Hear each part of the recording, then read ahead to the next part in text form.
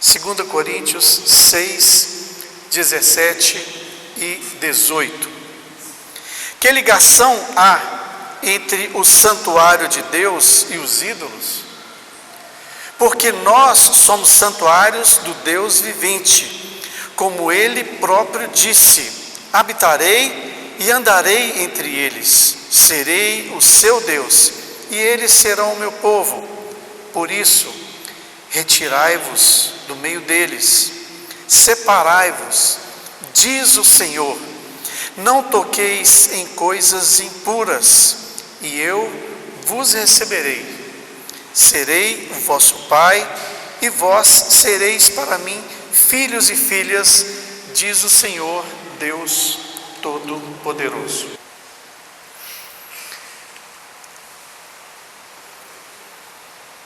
Vamos orar mais uma vez? Queria pedir que você orasse. Eu posso fazer a mais bonita das orações. Eu posso fazer altas palavras bonitas perante o Senhor. Mas você, o que importa é a sua oração aí agora. Peça ao Senhor para que fale ao seu coração.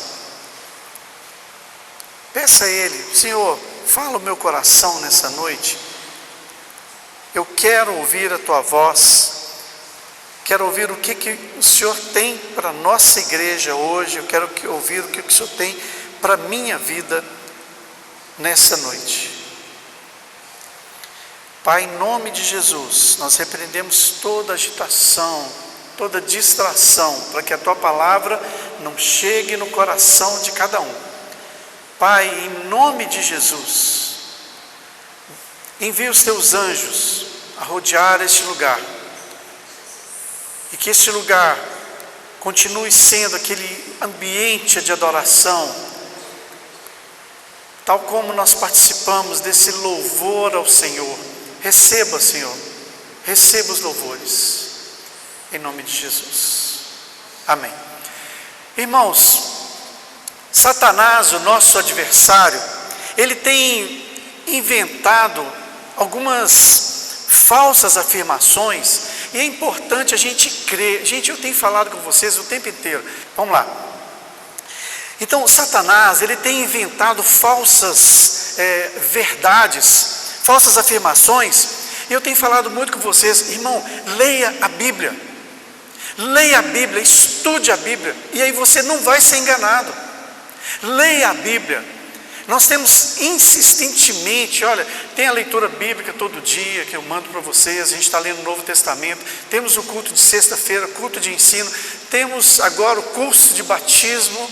Mesmo que você não vá batizar, você quer aprender mais da palavra, vai lá de 6 a 7, é uma bênção.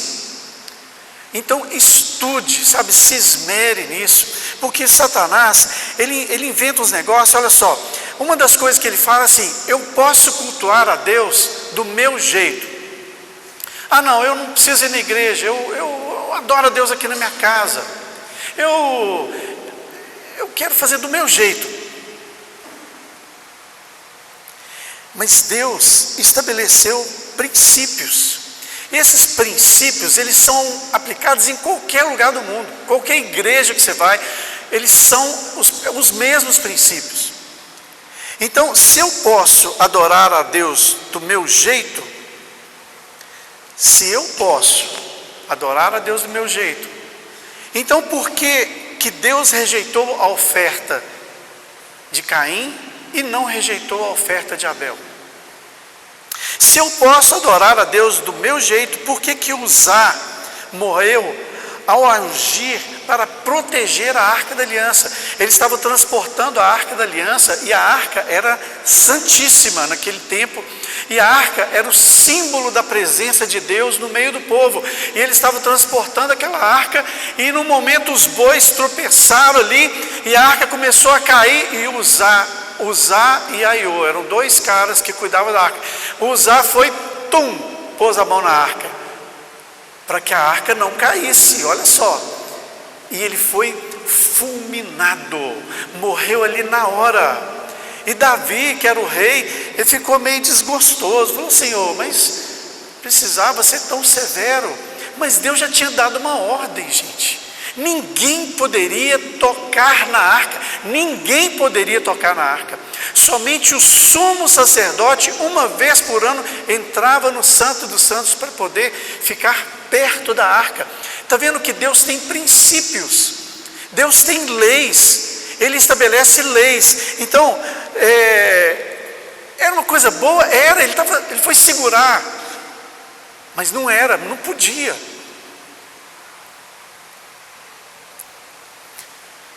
Se eu posso adorar a Deus do meu jeito, do jeito que eu quero, então por que Nadab e Abiú, eles foram consumidos porque levaram fogo estranho perante o Senhor?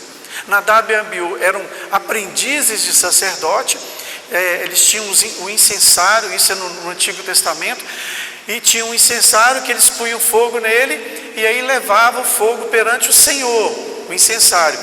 E Nadab e Abiú, a Bíblia não é muito clara, mas a gente entende que Nadab e Abiú, eles acenderam fogo em outro lugar. O fogo tinha que ser do altar, um fogo que eles pegavam do altar e acendiam o incensário. E aí eles foram todos felizinhos, levando o fogo, o incensário perante o Senhor, e Deus enviou fogo e consumiu eles ali na hora. Então, se eu posso adorar a Deus do meu jeito, por que Deus fez isso? Por que eles consumiram? Porque tem regra no reino de Deus. Então, se eu posso servir a Deus do meu jeito, por que Saul foi rejeitado? Porque ele fez um sacrifício. Eles estavam lá preparando para a guerra, e o Saul, ele matou um boi e ofereceu a Deus. Olha que coisa linda! Saul ofereceu um sacrifício, mas ele não era autorizado, era somente o sacerdote. Está vendo como é que as coisas de Deus são? Porque muitas vezes a gente quer fazer as coisas do nosso jeito. Irmãos, não é do nosso jeito, é do jeito de Deus. Muitas vezes a gente fala assim: não, eu sou uma pessoa boa, não faço mal a ninguém, eu não roubo, não mato, não faço mal a ninguém. Mas olha, se você não crer no Senhor Jesus, se você não aceitá-lo como Senhor da sua vida, você pode ser o melhor de todos, você pode dar todos os seus bens para os pobres, você pode fazer todo dia, distribuir marmitex, pode fazer o que você quiser. Se você não aceitar o Senhor Jesus, como diz a palavra, como seu Senhor e Salvador, muita gente quer Jesus como Salvador, não quer como Senhor. Por que Senhor? Porque Senhor, a partir do momento que você aceita-o como Senhor da sua vida, aí é Ele que te governa, aí é a palavra dEle que te governa. Está vendo a diferença? Porque muitas vezes a gente quer fazer do jeito nosso, a gente acha que vir na igreja e na missa e em outro lugar não vai te salvar. É do jeito que Deus estabeleceu. Muitas vezes, eu brinco muito com o William, que o William é mecânico, aí a gente chega lá, não é do jeito. Se tem um manual de montar o motor, ele não pode fazer uma gracinha, não, eu vou pegar essa peça aqui e colocar em outro lugar. Tem que ser exatamente, e até a peça, o giro, o torque, ele tem um torquímetro, gente. Quem não sabe o que é torquímetro? É um negócio que vai medir quanto que você pode girar a porca. Às vezes você vai apertando, mas tem um jeito, tem uma técnica, não é do jeito nosso, é do jeito que o fabricante estabeleceu. Então as coisas de Deus são assim, é do jeito de Deus. E Deus, ele fala o seguinte, ele diz, ele tem um modo particular de ensinar as coisas para nós. E naquela época, ele tinha dado uma ordem expressa para o povo de Israel. A gente tem que entender, o povo de Israel é o povo que Deus escolheu. E naquela época ele escolheu o povo de Israel. Ele falou assim com eles: olha, vocês não vão se misturar com os outros povos, vocês não vão se casar, dar os seus filhos para as pessoas dessa terra, porque era uma terra de pessoas muito idólatras, eles adoravam outros deuses, eles faziam muitas coisas erradas, e Deus falou: vocês não vão se misturar com esse povo. E Deus, ele tinha o modo dele dele ser didático, dele ensinar as coisas. E uma das coisas que ele falou é o seguinte: era proibido você plantar duas espécies de plantas no mesmo lugar, tipo milho e mandioca. Você não podia plantar no mesmo campo milho e mandioca. E aí ele ligeiramente e sutilmente ele ia ensinando o povo: olha, a gente não pode, da mesma forma como a gente não pode plantar milho e mandioca no mesmo campo, a gente não pode se misturar com as coisas, com o povo da região, porque o povo de Deus era um povo santo. E era proibido casar com mulheres estrangeiras, e em todas as proibições sempre tinha uma lição. Nada era proibido por acaso, sempre tinha um modo de educar. E a vida cristã, irmãos, a nossa vida cristã é uma vida de separação. É uma vida que a gente tem que se esmerar em buscar uma santidade. Então a nossa vida, ela precisa ser condizente com aquilo que a gente faz, com o que a gente fala. Você não pode querer ir para o céu vivendo uma vida de quem está indo para o inferno, porque ir para o inferno é a coisa mais simples que tem. É só você deixar o barco correr, não precisa fazer nada, é só deixar o barco correr. É como se fosse rio abaixo, você não precisa remar. Agora a vida cristã é o contrário, é remar rio acima, todos os dias, todos os dias. Então a vida cristã é essa. Olha, João 15:19: se vocês pertencessem ao mundo, ele os amaria. Olha só, se vocês pertencessem ao mundo, o mundo os amaria. E ele os amaria como se fossem dele. Todavia, vocês não são do mundo, mas eu vos escolhi, tirando-os do mundo, por isso o mundo os odeia. Gente, o que é mundo aqui? Mundo é o sistema do mundo. São todas as coisas que são feitas para agradar a carne, agradar as coisas deste mundo. O diabo, ele quer que prestemos a Deus um culto onde não há separação entre o santo e o profano. Ou seja, você não pode viver uma vida do jeito que você quiser, com adultério, com prostituição, com coisas erradas, com tudo que se imagina de errado, e vir no domingo e querer tocar o violãozinho aqui, tocar a bateria. Não funciona assim. Tem uma separação entre o santo e o profano. Muitas vezes, quem está vivendo no pecado não pode subir para ministrar, não pode ministrar.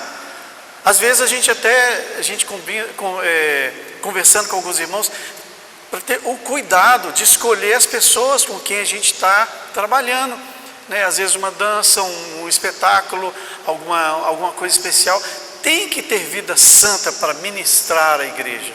Não é qualquer pessoa que está vivendo do jeito que ela quer. Tem que ter uma santidade, tem que ter uma separação.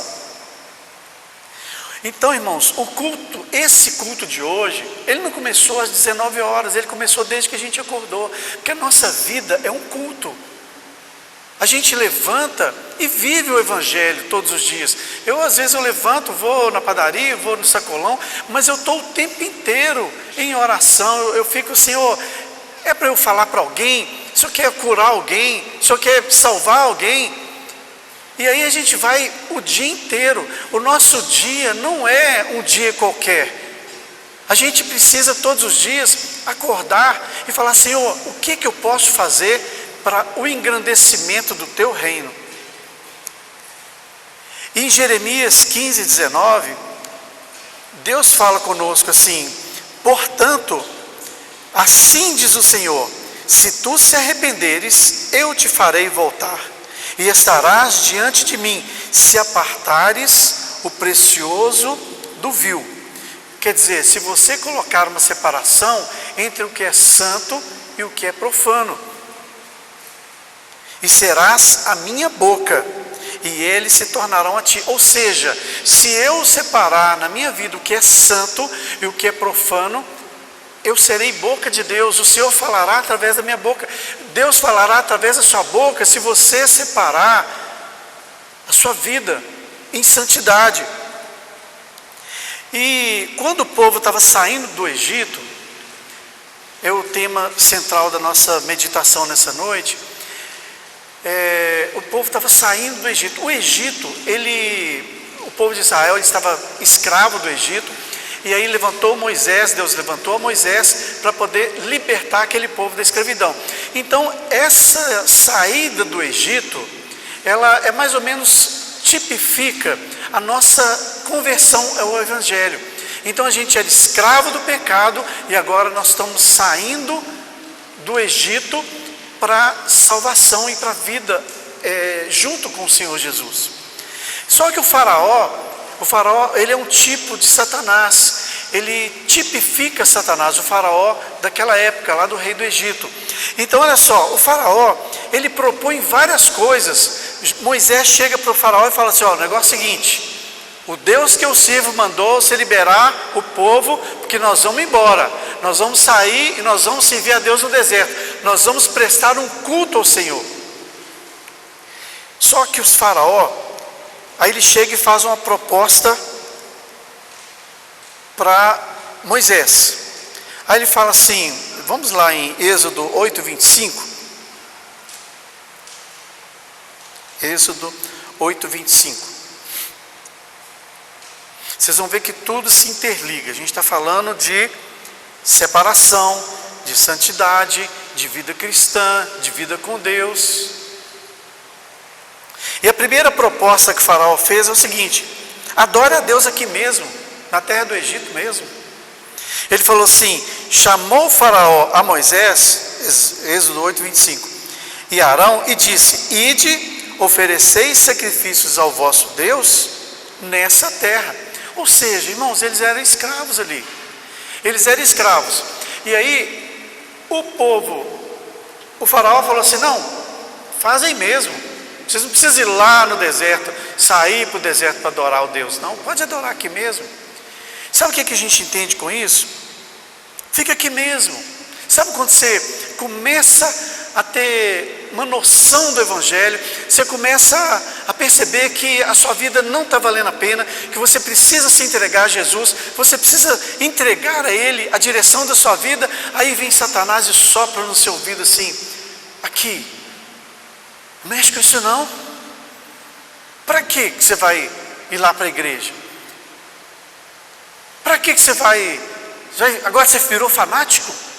Ele começa a soprar no seu ouvido, não precisa ir lá, não precisa sair do mundo, você não precisa parar de beber, você não precisa parar de fazer coisa errada, você não precisa parar de trair seu marido, sua mulher, você não precisa parar de fazer essas coisas não. Fica aqui mesmo, porque Satanás, ele está com os dias contados.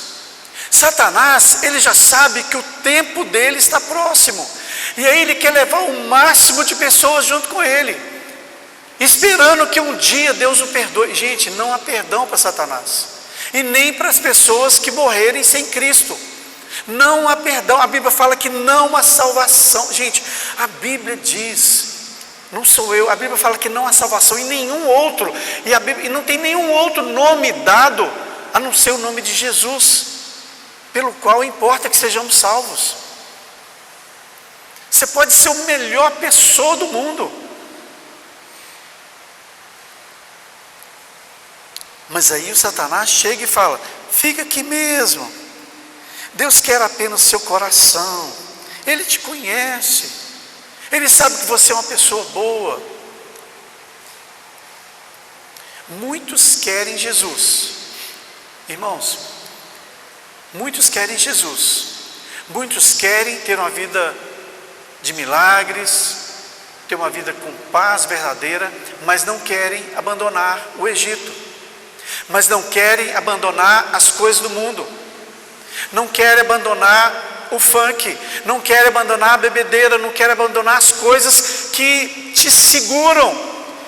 Aí você fala, não, mas eu não sou dominado por isso? Não, então para.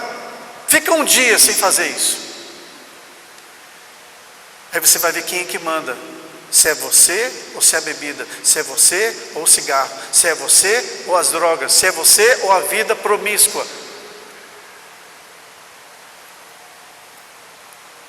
Muitos querem Jesus, mas não querem deixar o Egito. E olha, Deus exige vida santa. Ele fala, sede santos, porque eu sou santo. Muitas vezes, a gente vai fazer uma festinha em casa, e aí a gente convida nossos amigos, os parentes, né?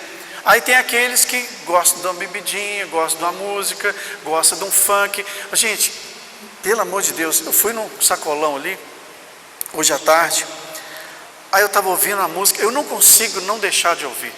Aí eu estava ouvindo a música era mais ou menos assim, era um cara falando para a ex dele, falando assim, que bom que eu te encontrei hoje, e agora eu estou com outra pessoa, né? Agora eu estou com outra pessoa, mas que bom que você está vendo que eu estou bem. Agora eu estou bem, você está mal. E ele fala várias vezes, que bom que aconteceu isso, de eu encontrar com você, para eu te mostrar que agora eu estou bem e você está mal. Você vai sofrer porque você me deixou. Gente, isso é um sentimento que vem de Deus. Você ouve qualquer música, por isso que eu falo muito de música. Você ouve a música, que negócio entra na sua cabeça. E aí, se você não está querendo fazer, às vezes eu ouço uma música assim, eu estou ruim e vou beber. Aí eu acordo e vou beber de novo. Aí eu estou mal, vou beber de novo. Eu vou beber, vou cair, vou levantar, vou cair, levantar, beber. Gente, isso é alguma coisa que presta na nossa cabeça? Ouça, se você puder, pegue a tradução das coisas que você está ouvindo. Satanás, ele fica incrustado nessas coisas. E aqui ele fala assim, olha, você não precisa sair do Egito. Você pode ficar no mundo e adorar a Deus. Não pode. Ou você tem que escolher, ou você é amigo do mundo ou é amigo de Deus. A Bíblia diz, a amizade com o mundo é inimiga de Deus. Até louvores a gente tem que tomar cuidado com as músicas que a gente tem ouvido. A segunda proposta de Faraó está em Êxodo 8:28. Então olha, Faraó estava segurando o povo lá. Ele falou, vocês não vão embora. E Deus falou, deixa aí o meu povo para me prestar um culto. E aí Êxodo 8:28 diz, então disse Faraó, deixai-vos ir, para que ofereçais sacrifícios ao Senhor vosso Deus no deserto, somente que, saindo, não vá muito longe, orai por mim também. Não vá longe. Ou seja, eu deixo vocês irem, mas não vai muito longe não. Primeiro ele fala, não, adora aqui mesmo. Agora ele fala, não, vai, mas não vai muito longe não. Ou seja, não se aprofunde muito na oração, no estudo da Bíblia, não seja fanático. Ou seja, fique em cima do muro. Sabe aquele que está em cima do muro, ele não está nem lá nem cá. Ele não fez nenhuma escolha ainda. Muita gente transita diariamente no culto a Deus e na vida mundana. Às vezes passa a vida inteira, a semana inteira no mundo, fazendo tudo que não presta. Aí chega o domingo, vem na igreja e acha que está tudo resolvido. Não está resolvido, irmãos. A nossa vida tem que ser santa. Não vale a pena. Não vale a pena você ficar transitando nos dois mundos, no mundo santo e no mundo profano. Nessa hora aí que o faraó falou esses negócios aí, já tinha passado um monte de praga, o rebanho já estava todo morto já, o rebanho deles já tinha passado várias pragas, depois veio as úlceras, depois chuva de pedras, e aí o faraó faz uma nova proposta. Ele vê que o negócio está ficando feio para o lado dele. Aí ele faz a proposta: olha, ide somente os homens. Vamos lá, Êxodo 10, 11. Não há de ser assim: ide somente vós, os homens, e servi ao Senhor, pois isso é o que pedistes. E os expulsaram da presença do faraó. Então ele falou assim: olha, vá somente os homens. Vá somente os homens, família de jeito nenhum. É como se a gente falasse assim: você homem, venha você sozinho na igreja, esquece da sua família, não dê atenção à sua família. O que o faraó queria fazer? Ele queria que os homens fossem, mas mulheres e crianças ficassem, porque ali seria uma garantia de que eles voltariam para o cativeiro.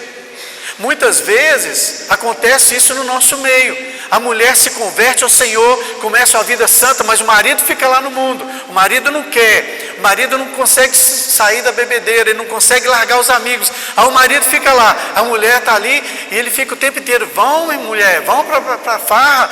E ela fica lá: não, hoje não. E ele vai insistindo até que ela volta para o mundo. É isso que o faraó quer, é isso que Satanás quer, segurar as pessoas. Então, irmão, a Bíblia diz que nós temos que ser santos, santos como o Senhor é santo. E olha, tem uma estatística que diz o seguinte: quando um homem se converte ao Senhor Jesus, irmão, quando eu falo conversão, não é conversão à igreja, é converte ao Senhor Jesus. Ele deseja, ele resolve levar uma vida santa com o Senhor, ele leva a família toda. Quando o homem se converte, ele leva a família toda. Quando a mulher se converte primeiro, ela vem, às vezes 1 ou 2 filhos vêm e vai enrolando, e o marido às vezes fica para trás. Mas o homem, por que o homem tem um poder? Porque o homem é autoridade dentro de casa. O homem é o poder da autoridade. Não o sacerdote, que todos somos sacerdotes, mas o homem é como se fosse o sacerdote da casa. Ele é o líder de casa. Então é ele que chama para oração, ele que chama para poder ler a Bíblia juntos, ele que chama atenção na hora da dificuldade, ele que vai para a oração na hora que está uma dificuldade, na hora que está enfermo. Então o homem, ele tem que exercer essa autoridade. Homem, eu quero falar para você: seja forte, seja valente. Não permita que a sua família seja atacada por Satanás. Vá para a oração. Na hora que você começa a sentir os efeitos de uma luta espiritual, levanta, vai para a oração, vai buscar o Senhor, levanta em oração. E principalmente verificar o que os seus filhos andam fazendo. E aí a quarta proposta, o Satanás, na pessoa do faraó, fala o seguinte, lá em Êxodo 10, 24. Então o faraó chamou a Moisés e lhe disse: ide. Então tá bom, o negócio que está feio para o meu lado, vai embora, mas fique somente os rebanhos. Vai, leva tudo, mas as suas posses deixa tudo aqui. Vai lá no deserto, faz as suas orações, mas deixa os sacrifícios, deixa os animais aqui. E o povo de Israel falou assim: mas nós vamos no deserto oferecer sacrifícios ao Senhor. Mas como que nós vamos oferecer sacrifícios ao Senhor se os bois, as vacas, as ovelhas ficaram tudo no Egito? E o que a gente aprende com isso aqui? É um princípio de ensino sobre gratidão. O Senhor fala assim, em Deuteronômio 1,6, fala assim: não apresentarás perante mim de mãos vazias. É um ensino de gratidão. Irmãos, às vezes eu fico pensando, a gente precisa ensinar sobre gratidão, principalmente aqui na igreja. Gratidão, sabe o que é gratidão? É quando você recebe, às vezes eu recebo uma oferta para a igreja, de alguma igreja de Belo Horizonte, ou uma pessoa que mandou, aí eu mando um áudio para ela: olha, muito obrigado, que Deus continue te prosperando, que Deus continue abrindo as janelas do céu sobre vocês. E eu não deixo nada passar de liso, nada. Às vezes eu ganho um sapato, olha, obrigado, muito obrigado, porque você fez isso por mim. Sou muito grato sempre quando alguém me dá alguma coisa, sempre alguém quando me chama para jantar, né? Um churrasco, o Dione me chama muito para comer um churrasco. Dione, muito obrigado, Deus te abençoe. A gente precisa ser grato, irmãos. Grato às pessoas, grato a Deus. Ter gratidão no nosso coração. Muitas vezes, a igreja, muitas vezes ela faz muitas coisas, dá muitas coisas, mas a gente está tão acostumado a receber, que a gente nem agradece mais. A gente está tão acostumado a ganhar e não agradece. Muitas vezes vem os meninos, vem aí nas quartas-feiras, nos sábados, vem, come, tem o ensino da palavra, às vezes dá um lanche, e aí os meninos saem, deixa tudo atrapalhado, joga copo no chão. Não agora, porque a gente está cobrando mais, o Rosinho, o William, a Kathleen e o Alisson. Mas muitas vezes, se não falar, não agradece, deixa no chão, derrama um copo d'água, deixa ali, não pega um pano e passa, porque nós não temos empregados. Muitas vezes eu vejo ingratidão, irmãos, muitas vezes eu vejo ingratidão de pessoas que recebem donativos, recebem cesta básica, não fala um obrigado. E nada, tudo aqui na igreja vem de muito esforço, muito esforço dos irmãos nossos. Então é importante nós termos gratidão aos homens e gratidão ao Senhor. E como nós vamos ser gratos ao Senhor? Observando o princípio. Você sabe o que é princípios? São fundamentos básicos do Evangelho. Nós vamos estudar sobre isso. Cada domingo eu vou falar sobre um princípio, para a gente entender quais são as bases da nossa fé. E uma das bases é a mordomia. Mordomia, né, ela é uma palavra que ela criou asas e ficou símbolo de gastança, de uso mal do dinheiro público. Mas mordomia é o cuidado que a gente tem com as nossas coisas, com as coisas que Deus colocou nas nossas mãos. E uma das coisas que a gente precisa entender é sobre a gratidão, ter um coração agradecido ao Senhor. E todos os princípios cristãos, Deus é quem decide quais são esses princípios, né? E um dos princípios é a oferta e o dízimo, dízimos e ofertas. Muitas vezes as pessoas têm calafrio quando a gente fala disso. Irmãos, eu sou dizimista desde o meu primeiro emprego, dizimista e ofertante. E quanto mais eu trago na casa do Senhor, mais eu sou abençoado. Isso é uma verdade, que é um princípio bíblico. Muitas vezes a gente deixa de falar com medo da cara dos irmãos, e os irmãos deixam de ser abençoados. E o dízimo é um princípio. É um princípio. A gente dá a 10ª parte que Deus entrega para nós. É uma devolução ao Senhor por tudo aquilo que Ele tem nos dado. Então muitas vezes a gente não entrega a parte do Senhor, e aí Deus permite. Muitas vezes permite que venha doença, o carro quebra, o motor funde, e aí a gente, meu Deus, Satanás está furioso. Não, irmão, Satanás não está furioso. É que a gente deixa de obedecer princípios bíblicos. Gente, eu prego, raramente eu falo sobre esse tema aqui. Mas muitas vezes a gente tem que falar para que as pessoas entendam. Muitas vezes você deixa de ser abençoado por causa que a gente não fala, né? Então é importante a gente entender esses princípios. Então a gratidão,